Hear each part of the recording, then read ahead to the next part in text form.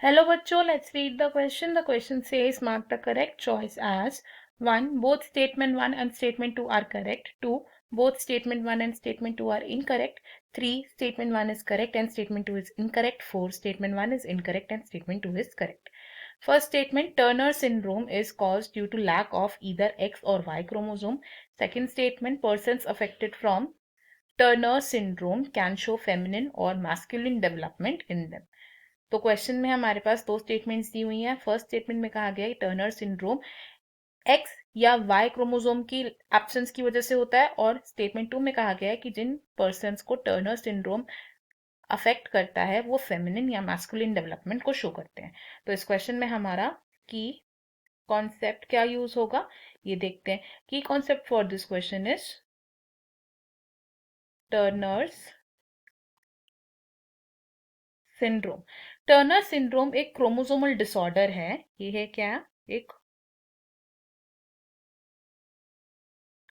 ये है एक क्रोमोसोमल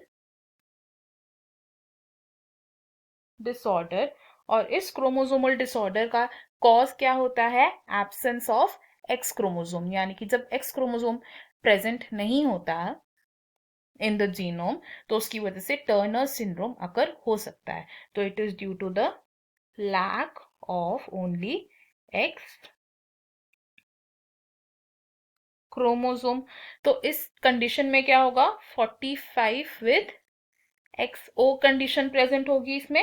एंड और अफेक्टेड फीमेल्स होती हैं, ये स्टेराइल होती हैं विद रूडिमेंट्री ओवरीज. तो फीमेल्स कैसी हैं? These are sterile. और इन अफेक्टेड फीमेल्स में सेकेंडरी सेक्सुअल कैरेक्टर्स डेवलप नहीं होते हैं. तो there is no development of secondary sexual characters in the affected females.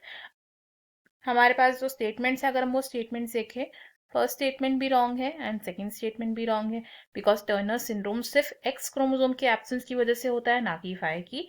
And second statement भी रॉन्ग है बिकॉज टर्नर सिंड्रोम से जो अफेक्टेड इंडिविजुअल्स होते हैं वो फेमिनिन डेवलपमेंट को शो नहीं करते हैं. तो हमारे पास जो ऑप्शंस गिवन है, इन ऑप्शंस में से हमारा करेक्ट आंसर होगा both statement 1 and statement 2 are incorrect, which is option number 2. बाकी के ऑप्शंस यहाँ पर हमारे रॉन्ग हो जाएंगे. I hope you have understood it well. Best of luck.